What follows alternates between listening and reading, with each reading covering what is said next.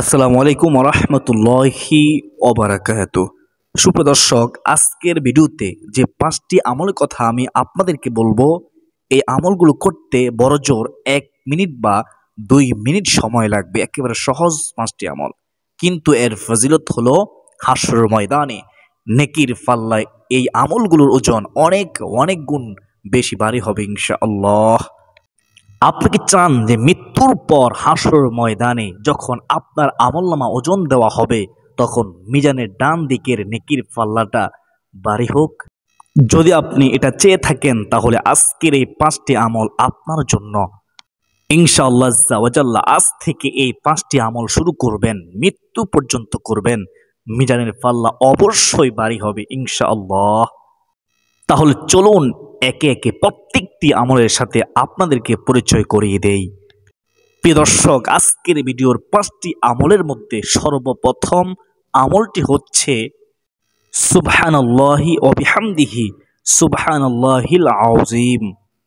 হযরত আবু হুরায়রা রাদিয়াল্লাহু তাআলা আনহু থেকে বর্ণিত, ওই সাহাবী বর্ণনা করতেছেন হাদিসে রাসূলুল্লাহ সাল্লাল্লাহু আলাইহি ওয়াসাল্লাম বলেন, দুটি বাক্য এমন রয়েছে যা বলা সহজ, আমলের পাল্লায় অনেক ভারী আর আল্লাহর কাছে অধিক পছন্দনীয়।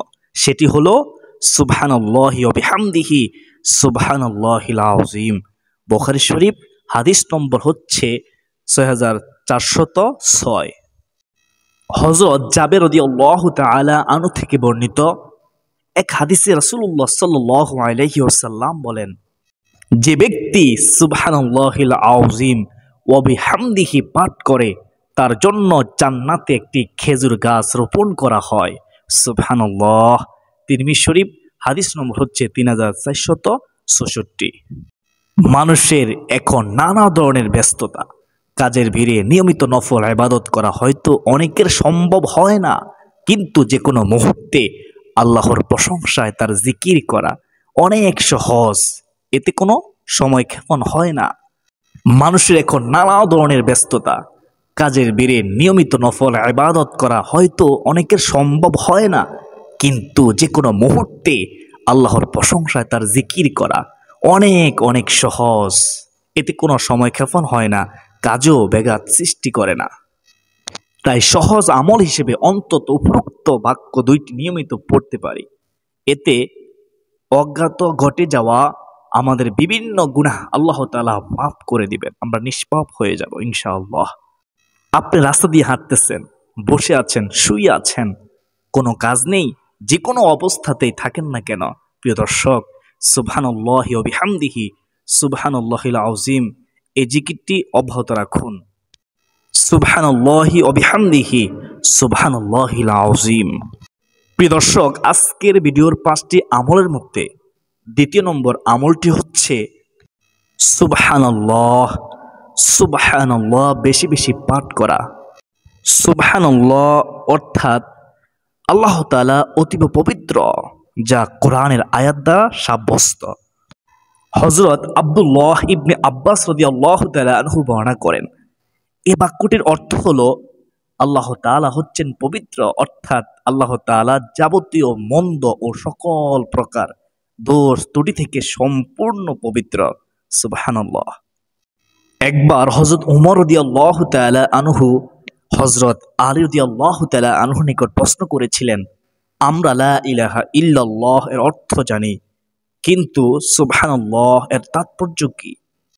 তখন হযরত আলী রাদিয়াল্লাহু তাআলা আনহু জবাব দিয়েছিলেন, আল্লাহ তাআলা এই বাক্যটি নিজের জন্য পছন্দ করেছেন, তিনি এই বাক্য দ্বারা সন্তুষ্ট হন। এই বাক্যটির জিকির আল্লাহ তাআলার মহান দরবারে অত্যন্ত পছন্দনীয় জিকির। হযরত সাদ ইবনে আবি ওয়াক্কাস রাদিয়াল্লাহু তাআলা আনহু বলেন, আমরা রাসূল সাল্লাল্লাহু আলাইহি ওয়াসাল্লামের নিকট ছিলাম, তিনি বললেন, তোমাদের কোনো ব্যক্তি প্রত্যেক দিন 1000 নেকি অর্জন করতে সক্ষম কি? তন্মধ্যে একজন বললেন, আমাদের মধ্যে কোন ব্যক্তি কিভাবে 1000 নেকি অর্জন করবে, এটি কিভাবে সম্ভব? তখন মায়ার নবী রাসূলুল্লাহ সাল্লাল্লাহু আলাইহি ওয়াসাল্লাম বললেন, ও আমার সাহাবীরা শুনো, 100 বার সুবহানাল্লাহ বললে তার জন্য 1000 নেকি লেখা হবে, অথবা 1000 পাপ মোচন করা হবে, ক্ষমা করা হবে। সুবহানাল্লাহ। মুসলিম শরীফ ও মেশকাতের মধ্যে হাদিসটি রয়েছে। পরিশেষে আল্লাহ তাআলার পবিত্রতা বর্ণনা করেছেন ফেরেশতারা, যার বাস্তব শিক্ষা কোরআন কারিমে তুলে ধরা হয়েছে। রাসূল সাল্লাল্লাহু আলাইহি ওয়াসাল্লামের হাদিস দ্বারাও ফজিলত বর্ণনা করা হয়েছে। সুতরাং অনেক ছোট বাক্য সুবহানাল্লাহ এর জিকির অত্যন্ত জরুরি। তাই প্রিয় দর্শক, যদি চান মিজানের পাল্লা ভারী হোক, তাহলে সব সময় পাঠ করুন, বেশি বেশি করে পাঠ করুন সুবহানাল্লাহ, সুবহানাল্লাহ, সুবহানাল্লাহ। আল্লাহ তাআলা মুসলিম উম্মাহকে সকাল সন্ধ্যায় এই জিকির করার তৌফিক দান করুন, আমিন। সুপ্রিয় দর্শক, 5টি আমলের মধ্যে 3 নম্বর আমলটি হচ্ছে আলহামদুলিল্লাহ এর জিকির করা। আলহামদুলিল্লাহ শব্দের অর্থ হচ্ছে সমস্ত প্রশংসা মহান আল্লাহর জন্য। সমস্ত প্রশংসা কার জন্য? একমাত্র আল্লাহর জন্য। যে কোনো উত্তম, আনন্দময় ও শুভ খবরে, ভালো কিছুর জন্য এটি বলা হয়ে থাকে। পছন্দনীয় কিছু দেখলে বা শুনলে আলহামদুলিল্লাহ বলতে হয়। হাদিসে আছে আল্লাহর মাহাত্ম্য বর্ণনা ও প্রশংসার জন্য আলহামদুলিল্লাহ এর চেয়ে উত্তম বাক্য আর নেই। সুবহানাল্লাহ। তিরমিজি শরীফের হাদিস। হাদিসে আলহামদুলিল্লাহকে সবচেয়ে উত্তম দোয়া বলা হয়েছে, সবচেয়ে উত্তম দোয়া। মহানবী সাল্লাল্লাহু আলাইহি ওয়াসাল্লাম বলেছেন, সর্বোত্তম ফজিলতপূর্ণ বাক্য লা ইলাহা ইল্লাল্লাহ এবং সর্ব উত্তম দোয়া হচ্ছে আলহামদুলিল্লাহ। আলহামদুলিল্লাহ। তিরমিজি শরীফের হাদিস। মহানবী সাল্লাল্লাহু আলাইহি ওয়াসাল্লাম আরো বলেছেন, আলহামদুলিল্লাহ আমলের পাল্লা পূর্ণ করে দেয়, আর সুবহানাল্লাহ ও আলহামদুলিল্লাহ শব্দ দুটি আসমান ও জমিনের খালি জায়গা পরিপূর্ণ করে দেয় নেকি দ্বারা। সুবহানাল্লাহ। মুসলিম শরীফের হাদিস। যে কোনো অবস্থাতেই থাকেন না কেন প্রিয় দর্শক, আলহামদুলিল্লাহ এই জিকিরটি অব্যাহত রাখুন, সব সময় পড়ার চেষ্টা করুন। সুপ্রিয় দর্শক, এখন জানবো 4 নম্বর। 4 নম্বর আমলটি হলো লা হাওলা ওয়ালা কুওয়াতা ইল্লা বিল্লাহ। লা হাওলা ওয়ালা কুওয়াতা ইল্লা বিল্লাহ। লা হাওলা ওয়ালা কুওয়াতা ইল্লা বিল্লাহ হলো জান্নাতের গুপ্তধন সমূহের মধ্যে একটি মহামূল্যবান গুপ্তধন। সুবহানাল্লাহ। আব্দুল্লাহ ইবনে আমর রাদিয়াল্লাহু তাআলা আনহু বর্ণনা করেন, রাসূলুল্লাহ সাল্লাল্লাহু আলাইহি ওয়াসাল্লাম বলেছেন, পৃথিবীর বুকে যে ব্যক্তি বলে, এই দুনিয়ার মধ্যে যে ব্যক্তি বলে লা ইলাহা ইল্লাল্লাহু আল্লাহু আকবার ওয়ালা হাওলা ওয়ালা কুওয়াতা ইল্লা বিল্লাহ, দয়ার নবী, মায়ার নবী, রাহমাতুল লিল আলামিন নবীজি বলেন, তার অপরাধগুলো ক্ষমা করে দেওয়া হয়, যদিও তার সাগরের ফেনারাশির মতো পরিমাণ হয়। সুবহানাল্লাহ। তিরমিজি শরীফের হাদিস। হাদিস নম্বর হচ্ছে 3460, যার অর্থ হলো আল্লাহ তাআলা ছাড়া কোনো উপাস্য নেই, আল্লাহ সুমহান, আল্লাহর সাহায্য ছাড়া পাপ মুক্তির কোনো পথ নেই, আল্লাহর সাহায্য ছাড়া ইবাদতের কোনো শক্তি নেই।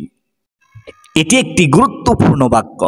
এর ফজিলত ও সওয়াব অনেক অনেক বেশি যখন মানুষ নিজের ক্ষমতায়, সক্ষমতার বাইরে কোনো পরিস্থিতি ও কাজের মুখোমুখি হয়, যা সম্পাদন করা তার উপর কষ্টসাধ্য হয়ে পড়ে, তখন এই বাক্যটি পড়তে হয়।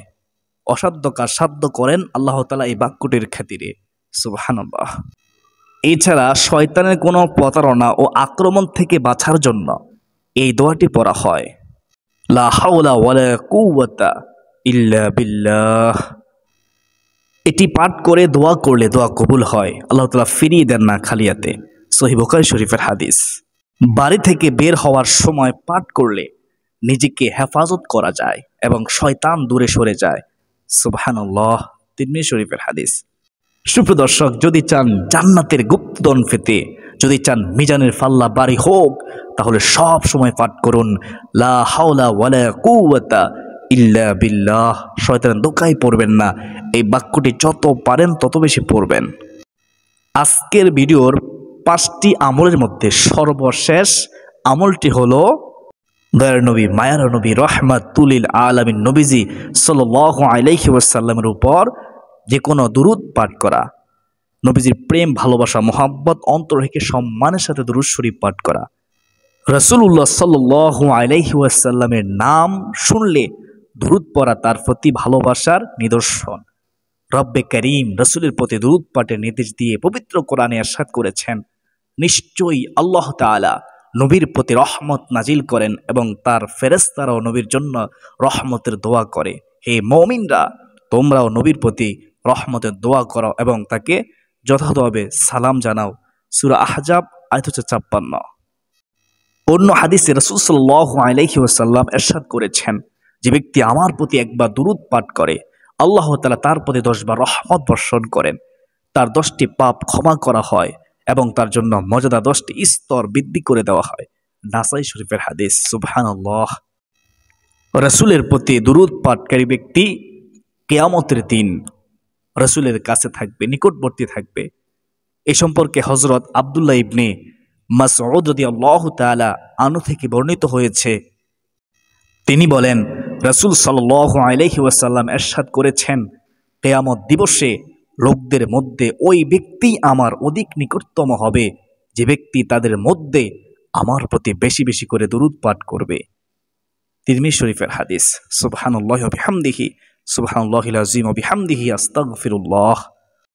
তো প্রিয় দর্শক, এই হলো মাত্র 1 মিনিটে করা যায় মিজানের পাল্লা বাড়ি করার এমন 5টি আমল। অত্যন্ত গুরুত্বপূর্ণ একটি ভিডিও, তাই অনুরোধ করব ইসলাম প্রচারের স্বার্থে ভিডিওটি শেয়ার করে দিবেন ইনশাআল্লাহ। একটি ভিডিও তৈরি করতে কতটা কষ্ট হয় এটি শুধুমাত্র যারা ভিডিও বানায়, ইসলামিক কন্টেন্ট তৈরি করে তারাই বোঝে। তাই দয়া করে ভিডিওটি শেয়ার করে দিবেন যাতে অপর মুসলমান জানতে পারে, শিখতে পারে ইনশাআল্লাহ। আজকের দিন এ পর্যন্ত। সকলের সুস্বাস্থ্য কামনা করে বিদায় নিচ্ছি। আবারও দেখা হবে যদি বেঁচে থাকি ইনশাআল্লাহ। ওয়া মা আলাইনা ইল্লাল বালাগ। আসসালামু আলাইকুম ওয়া রাহমাতুল্লাহি ওয়া বারাকাতুহু।